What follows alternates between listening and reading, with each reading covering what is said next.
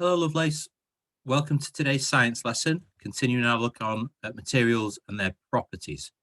Specifically today, we're going to ask ourselves, can I choose appropriate materials based on their properties? We've done a lot of work on materials properties over the last couple of weeks, and today sort of brings all that together a little bit to see if you can identify the properties of materials and how you might use them in construction. Okay, so I want to know by the end of this, can I recognize what materials were available? And specifically, we're going to go back into our history topic of the Vikings and Anglo-Saxons. So what materials would have been available in that period of time? Can you identify the properties of those materials? What are their strengths and weaknesses? What would they be good for? What would they not be so good for? And can you decide which material you're going to be using, which is best for a particular job? Okay, right. Let's just have a quick recap, because during our topic, we've considered different properties of materials. We've done experiments and tested the strength of materials. We've tested if they've got any water resistance, their absorbency, and their thermal insulation. Okay, so just a reminder, strength, obviously how strong it is. Water resistance, does it keep water out? So does water just run off it? So often things that are waterproof are water resistant. Absorbency, remember that was our paper towel and fabric test where we wanted to see how much water could be absorbed, could be soaked into the material. And then most recently, we've looked at thermal insulation. How well do they keep heat in? Okay, so those are the ones we've actually tested, but we've also discussed a number of other properties, like how hard or soft something is, how rough or smooth, is it rigid or flexible?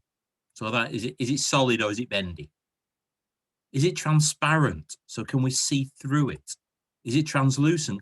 So can we sort of see through it? So some light gets through, but maybe the light is colored or the image doesn't come through completely. So that's translucent. Or is it opaque? So no light passes through. We can't see through it at all. Okay. So transparent, completely clear. All light travels through, so we can see an image very clearly on the other side. Opaque, no light gets through. And then translucent is in between. Some light gets through, so we can sort of see the image, but it might be distorted or a different color. Okay. And there are plenty of other properties that maybe I've not listed there or we've not considered over the last couple of weeks.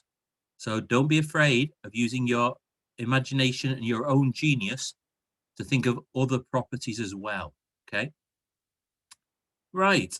So recapping on our history topic, we know that in the various locations the Anglo-Saxons and Vikings would have settled, there would have been very limited materials. So what materials can you see in these different images? I've got some of the types of locations where settlements might have sprung up, but what materials for building can you see here? What sorts of things could you see if you decided to build your settlement in a woodland area? What materials might be available if you're near the coast? What materials will be available if you were near a river or near open fields? And finally, and I know you'll be going, oh no, but these would have been resources available to the Vikings and the Anglo-Saxons. So what materials, what resources might they be able to get from some of the local wildlife? Okay? Just an extra thought. If you have to survive, then sadly, maybe some of the animals in that area might not survive. So here's your first task. I'm going to go through those images again, and I'd like you to identify two materials in each location that you could use for making something else.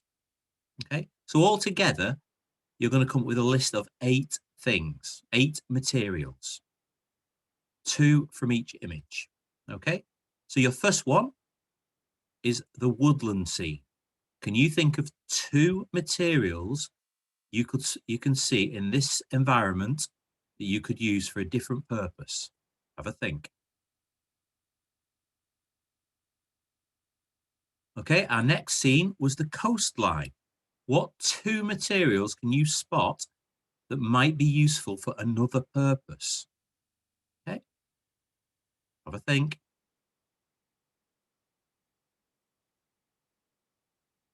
Next up, we've got the riverbank, and the fields. What materials might you be able to lift here to use in any sort of structure? So, two materials from this environment. I think. And finally, and I know I'm really, really sorry, all those animal lovers, including me, but this is the reality of what was going on back in the day. So, what resources, what materials do you feel the Vikings or the Anglo-Saxons might have taken from animals? Two ideas. Have a think.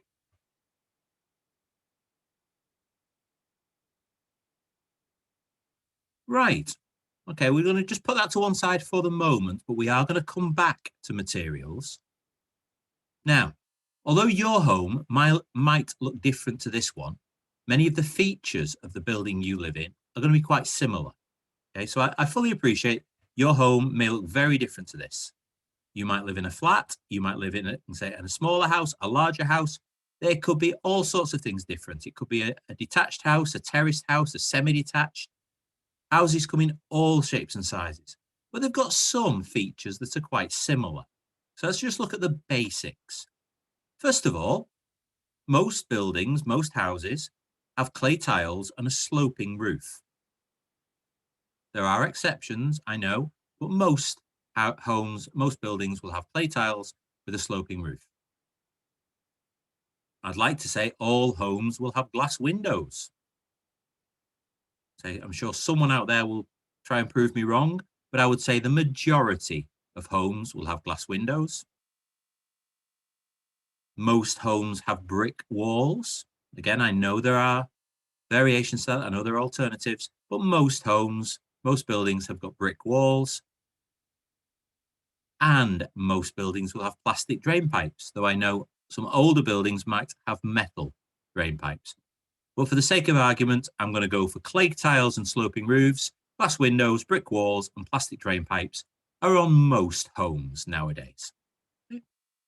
But why? Have a think. Why do they have those features made of those materials?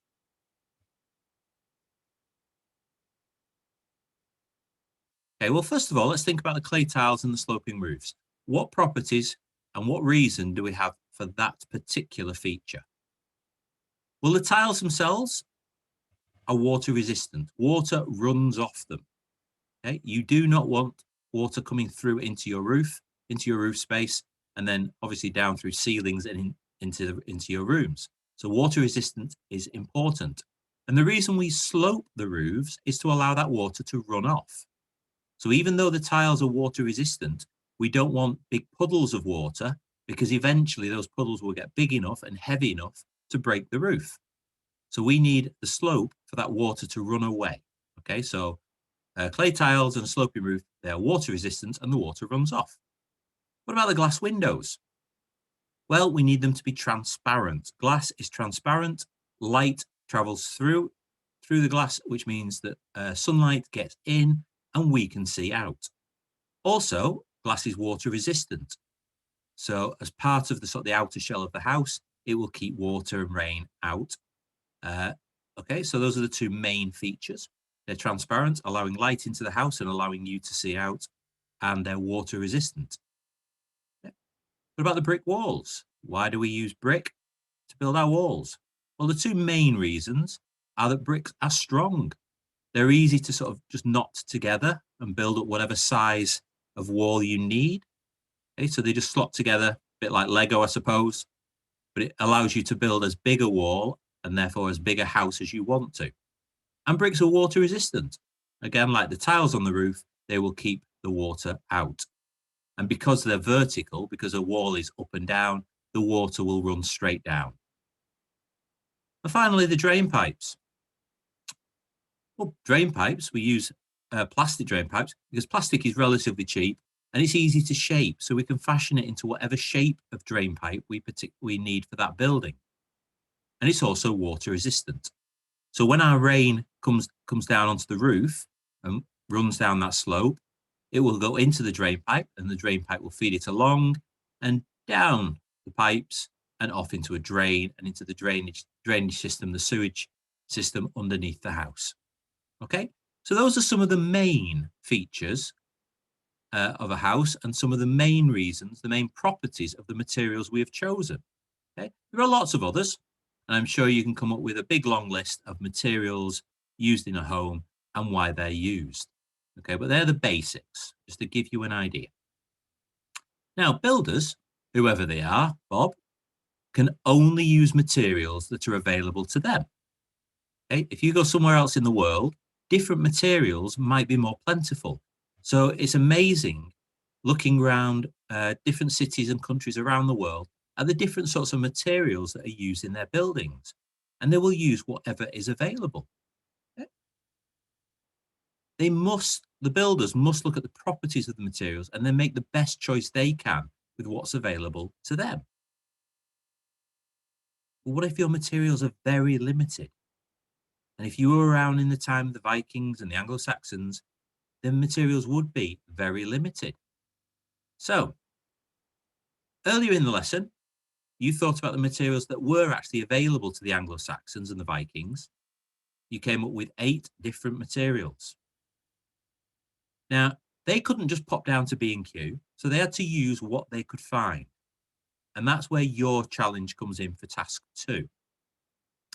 You've already helped your people find a location for their settlement. If you remember, this was one of the previous wider curriculum tasks where you came up with a speech to explain where they should go looking for their settlement. So you've sorted out where the settlement is going to be. Now you're going to design a home, a building in which you can live. But you're limited to the available materials. Okay, so here's your task. I would like you to draw a clear diagram or picture of the house you would build. I want you to clearly label the materials you've used. And remember, only materials available to the Vikings and the Anglo-Saxons. And I want you to list the properties of those materials. So why have you chosen them? Okay, so 3 elements to this: a drawing, labeling the materials, and then explaining why you've chosen those particular materials. Okay. As he says, thank you for your assistance, young warrior. Okay. And here's an example. Here's the start of a task. So we start with our drawing. What do you think your house would look like, built with these various natural resources that are available to you? So draw me a picture. What would the house look like? Then I want you to label each material. So in this case, I've labeled a tree trunk that would form the A-frame here at the front of the building. And then a very brief 1-sentence explanation underneath. So a tree trunk, which is wood, it's strong and quite straight, so we'll make a good frame for the house. So the properties there, because it's strong, it's going to hold the roof up and become a good frame for the building. So strength is important, but also, say a tree trunk is relatively straight. Obviously, I would have had to cut off all the extra branches and bits and pieces and things, tidy it all up, but it's basically quite straight. So it will form that shape. So 2 trunks like that would form that shape quite nicely. So strength and shape, straightness. So there's one example picture, and there's one example of the materials. But of course, you're going to need more than one material. There's more than just a tree trunk to build that house. Okay, so obviously you'll need more than one. I want all the materials you would use in the construction of your house. Hopefully that's totally clear. Have fun designing your homes. Be as creative as you want to be. Do some research into what they might have actually looked like. or just wing it. Decide for yourself. If you were actually there with those materials, what would you do? Okay, that's the end of today's lesson. Okay, stay safe, look after those around you, and I will see you all very soon.